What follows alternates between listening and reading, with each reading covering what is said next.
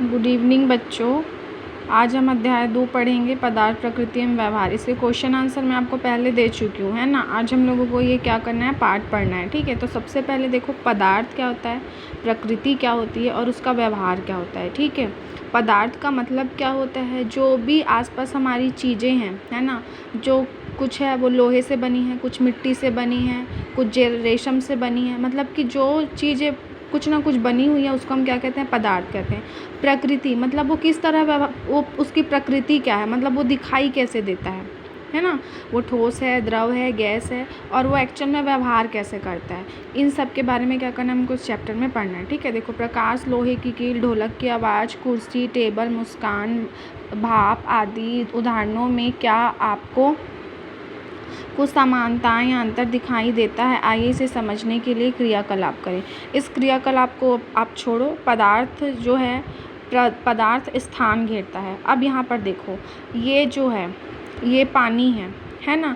पानी के ऊपर क्या रखा हुआ है, बीच में बीकर रख दिए हैं। तो बीकर जो है वो क्या कर रहा है, ये वाली जगह को घेर लिया, और पानी जो है बाकी जो बीकर है उसकी जगह को क्या कर रहा है, घेर रहा है। अब इस खाली बीकर पे हम जब लेज़र लाइट मारते हैं तो लेज़र लाइट का जो प्रकाश है वो क्या होता है, उस कांच के, मतलब ये जो उल्टी रखी हुई बीकर है उसके अंदर तक जाता है, ठीक है। तो जो भी चीज़ें हैं स्थान घेरती है ना।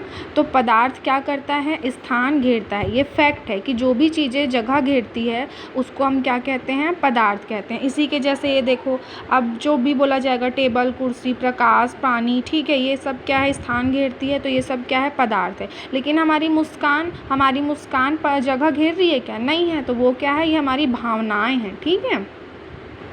अब यहाँ पर देखना, आपने अनुभव किया होगा कि पानी से भरी बोतल खाली बोतल की अपेक्षा अधिक भारी होती है, सबको पता है।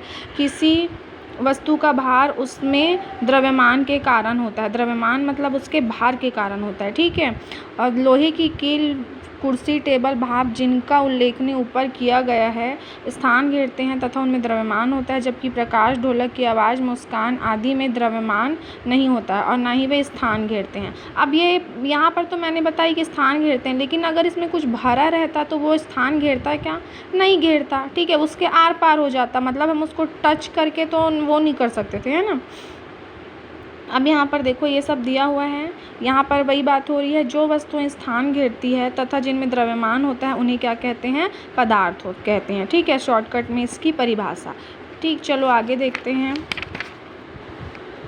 द्रव्यमान संरक्षण का नियम। द्रव्यमान संरक्षण का नियम ना बेटा, जैसे मैंने आपको पढ़ाई थी 7th क्लास में, ऊर्जा संरक्षण का नियम होता है ना, कि ऊर्जा ना तो उत्पन्न की जा सकती है ना ही नष्ट की जा सकती है, बस एक रूप से दूसरे रूप में क्या होती है, रूपांतरित होती है। तो वैसे ही द्रव्यमान होता है। क्या होता है, द्रव्यमान है। जो द्रव्यमान है उसको ना ही हम क्या कर सकते हैं, नष्ट कर सकते हैं, ना ही बना सकते हैं, बस उसका ट्रांसफॉर्मेशन हो जाता है, मतलब वो क्या हो जाता है, बदल जाता है। अब बदल कैसे जाता है, उसके लिए ना मैं आपको बताती हूँ, ठीक है। कैसे, देखो, ये लकड़ी क्या है, कोई पदार्थ है, ठीक है। चलो मेरी पेंसिल नहीं चल रही, लेकिन फिर भी देखो, ये लकड़ी क्या है, कोई पदार्थ है ना।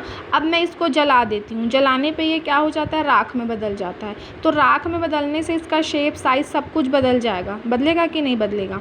लेकिन बोलोगे कि मैम ये पेंसिल थोड़ी सी भारी थी, लेकिन राख तो बिल्कुल हल्का होता है। इन दोनों का जो वजन है, वजन मतलब वही द्रव्यमान जो है, वो एक जैसा तो नहीं है ना करके। लेकिन बेटा जब ये जला तो इसमें गैसें निकली, उस गैस का वेट कौन करेगा, ठीक है। और ये जो जली है ना, तो इसका राख निकला। तो जब जलती है तो जो उसके जल वाष्प निकलते हैं, उससे जो धुआं निकलता है और राख रहता है, इन सब का जब वैज्ञानिक ने वेट किया ना, तो वो क्या था, जितना बड़ा ये लकड़ी का टुकड़ा है उतना ही उसका द्रव्यमान निकला, ठीक है। तो वही द्रव्यमान संरक्षण का नियम भी कहता है कि द्रव्यमान क्या होता है, ना तो बना सकते हैं ना घटा सकते हैं, बस उसका क्या हो जाता है, ये जो इधर अभिकारक रहता है और इधर क्या रहता है, उत्पाद रहता है, उन दोनों की संख्या क्या रहती है, बराबर रहती है, ठीक है।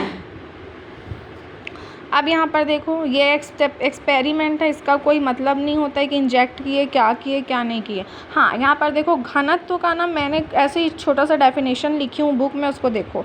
घनत्व का मतलब क्या होता है, जब जो कण होते हैं ना वो बहुत पास होते हैं, तो हम उसको क्या कहते हैं, उसका घनत्व बहुत ज़्यादा है। जैसे कि लोहा भारी होता है और उसके जो मॉलिक्यूल्स या पार्टिकल्स होते हैं वो क्या होते हैं, बहुत ज़्यादा पास होते हैं, जिसकी वजह से उसका घनत्व क्या होता है, ज़्यादा होता है। ठीक है, जब घनत्व कम हो तो मतलब कि जब जो पार्टिकल्स होते हैं, मतलब जो यहाँ कण होगा ना, यहाँ पर आ जाएगा, जब कण कम होते हैं तो घनत्व क्या होता है, कम होता है। जैसे कि गैस को आप लोग ठोस द्रव वाले रूप में पढ़े हो ना, कि जो ठोस होते हैं उसके जो कण हैं वो बहुत पास होते हैं, जो द्रव हैं उनके थोड़े से कम पास होते हैं, और जो गैस है उसके द्रव कण क्या होते हैं, बहुत दूर होते हैं, तो उसका घनत्व क्या होता है, कम होता है। ठीक है, अब यहाँ पर देखो,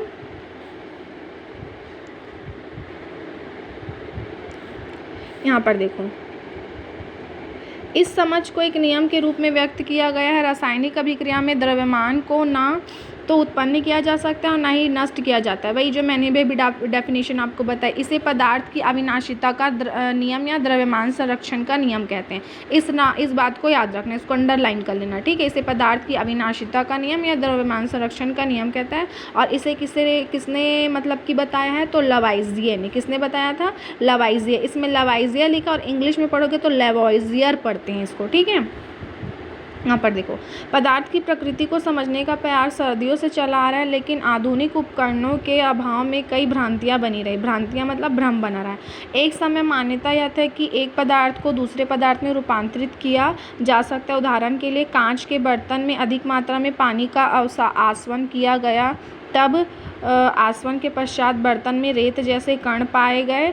तब यह माना गया कि जल को बहुत देर तक गर्म करने पर वह मृदा का रूपांतरित हो जाती है। अरे ये पूरा बकवास है ना, ये कोई मतलब का नहीं है। इसमें क्या बोल रहा है कि कांच को जब बहुत देर तक गर्म करते हैं तो जो कांच के कण हैं वो किस में बदल जाते हैं, रेत में बदल जाते हैं। ऐसा होता है क्या, आपने कभी देखा है कि कांच रेत में बदल जाता है, मतलब उसका रूप बदल जाता है? ये ऐसा पॉसिबल ही नहीं है, ये ऐसी सोच थी बोला जाता है। ठीक है, तो लवाइजिए ने इसी प्रयोग को दोहराया। उन्होंने कांच के पूरे उपकरण को प्रयोग से पूर्व और सावधानी पूर्वक तौला। पानी के आसवन के पश्चात, आसवन का मतलब क्या होता है, भाप बना के उड़ाना, है ना, तो आसवन के पश्चात पुनः तौला। उन्होंने देखा कि कांच के उपकरण के द्रव्यमान में कमी आ रही है और यह कमी उन रेत जैसे कणों के द्रव्यमान के बराबर है। तब यह पहचान पाए कि उस किस्म का कांच थोड़ा पानी में घुल जाता है और वाष्पित हो जाता है, जिसके कारण दाने का रूप प्राप्त होते हैं। मतलब कि वो उन्होंने ऐसा बोला कि थोड़े से जो रेत जैसा नहीं होता, थोड़ा सा कण जैसा हो जाता है। यह निष्कर्ष निकाल पाए कि पानी का मृदा में रूपांतरण नहीं होता, मतलब जो पानी है वो मिट्टी में नहीं बदलती है, जो कांच है उसमें उपस्थित जो कण है ना वो मृदा के रूप में बदल जाते हैं। ठीक है, इसके बाद ही रासायनिक अभिक्रियाओं की आधुनिकीकरण को क्या किया गया, समझा गया। ठीक है, हमारे चारों ओर पदार्थ, अब हमारे चारों तरफ बहुत सारे पदार्थ होते हैं, जिधर भी देखोगे हमारे चारों तरफ पदार्थ हैं। ठीक है, दरवाज़ा है, हमारे घर का सामान है, चावल दाल, ये सब के सब क्या हैं, पदार्थ हैं, है कि नहीं? सबका द्रव्यमान होता है, सब जगह घेरते हैं। अब यहाँ पर देखो, समुद्री जल में घुले हुए लवण, समुद्री जल मतलब समुद्री मतलब समझिए ना, उसमें घुले हुए लवण का नाम क्या है, सोडियम क्लोराइड को वाष्पीकृत या आसवन विधि द्वारा जल से पृथक किया जाता है। वाष्पीकरण मतलब क्या होता है, उसको गर्म करने से वो क्या हो जाता है, नमक नीचे बैठ जाता है और पानी ऊपर उड़ जाती है। ठीक है, जल से पृथक किया जाता है। इसी प्रकार शीतल पेय मतलब कि ठंडा पानी, शक्कर, नमक तथा कार्बन डाइऑक्साइड जल में मिश्रण है। मिश्रण मतलब क्या है, पानी में घुल जाता है, जिसके अवयवों को भौतिक विधियों द्वारा पृथक किया जाता है। अब देखो, दो विधियां होती है ना, एक होती है भौतिक विधि, एक होती है रासायनिक विधि। भौतिक विधि का मतलब जो होता है जो हमको नज़र आता है, और रासायनिक विधि का मतलब हमको समझ में नहीं आता है। ठीक है, अब यहाँ पर देखो मिश्रण के प्रकार हैं। ठीक है, देखो पढ़ा तो मैं रही हूँ, लेकिन सभी लोग ना अपनी बुक ओपन करके बैठा करो। ठीक है, ताकि मैं पढ़ाते जाऊँ और आप साथ साथ क्या कीजिए, बुक भी पढ़ा कीजिए, जिससे आपका जो भी डाउट है वो क्या होगा, बुक के जरिए और भी क्लियर होते जाएगा। ठीक है, मिश्रण के प्रकार, मिश्रण का मतलब क्या होता है, जैसे शक्कर और नमक का पानी और नींबू क्या मिश्रण है कि नहीं? अगर उसको अलग अलग रखते हैं तो नमक क्या है, पदार्थ है, शक्कर क्या है, पदार्थ है, पानी क्या है, पदार्थ है ना, क्योंकि जगह घेरा उसका द्रव्यमान होता है। लेकिन इन तीनों को मिलाकर ही तो जूस बनाते हैं, शरबत बनाते हैं। तो ये क्या हो गया, शरबत क्या हो गया, मिश्रण हो गया। तो जो मिश्रण होता है वो कितने प्रकार के होते हैं उसको पढ़ना है, ठीक है। तो अवयवों की प्रकृति तथा उनकी आपस में क्रिया के आधार पर विभिन्न प्रकार के मिश्रण बनते हैं। आइए इसे क्रियाकलाप द्वारा समझे। इस क्रियाकलाप को तो आप रखो, खुद ही पढ़ना, इसको मैं इधर बताती हूँ, ठीक है। चलो देखो, नमक का विलयन, दूध तथा पानी का मिश्रण, चौक तथा पाउडर पानी का मिश्रण। एक में क्या कर रहे हैं, एक बीकर लिए, ऐसा ये बीकर होता है, ठीक है, चौड़ा सा, ये दूसरा बीकर, ये तीसरा बीकर, ठीक है। यहाँ पर क्या किए, नमक, इसमें पानी सब में सेम भरा हुआ है, दिख रहा है, सबका साइज सेम है। एक में क्या किया हमने, नमक डाल दिए, एक में हमने क्या दिए, दूध को डाल दिए, और तीसरे में हमने क्या कर दिया, जो चॉक का पाउडर होता है ना, वही जिससे हम लोग ब्लैक बोर्ड में लिखते हैं, उस चॉक के पाउडर को क्या कर दिया हमने, इसमें डाल दिए। तो यहाँ पर देखो जो नमक है ना वो पूरी तरह पानी में डिज़ोल्व हो गया, मतलब कि घुल गया, उसमें कुछ भी दृष्टिगोचर मतलब कि कुछ नहीं हो रहा है, ठीक है। लेकिन जो दूध है ना, दूध का पानी में डालने से इस पानी का कलर क्या हो जाता है, दूधिया हो जाता है, धुंधला टाइप का हो जाता है, ठीक है। और चॉक भी देखोगे, चॉक भी क्या करेंगे, पानी में डालेंगे तो वो धुंधला हो जाता है, और जो चॉक के कण नहीं घुल पाते हैं वो नीचे आके क्या हो जाते हैं, बैठ जाते हैं।